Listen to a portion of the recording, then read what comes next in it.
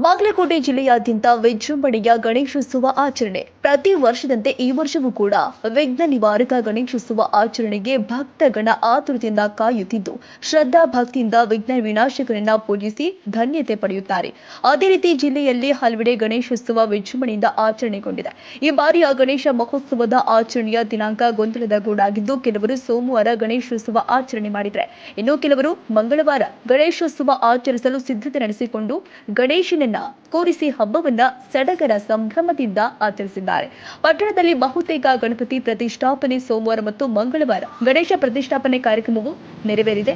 ಹಿಂದೂ ಸಂಪ್ರದಾಯದ ಪದ್ಧತಿಯಂತೆ ಗಣೇಶನ ಪ್ರಥಮ ಪೂಜಿತನಾಗಿದ್ದು, ಬೇಡಿದ ವರವನ್ನೆಲ್ಲ ನೀಡುತ್ತಾ ಜೀವನದಲ್ಲಿ ಎದುರಾಗುವ ವಿಘ್ನಗಳನ್ನೆಲ್ಲ ನಿವಾರಿಸಿ ವಿಘ್ನ ನಿವಾರಕ ಎಂದು ಕರೆಸಿಕೊಳ್ಳುವ ಮಹಾನ್ ದೈವನಾಗಿದ್ದಾರೆ.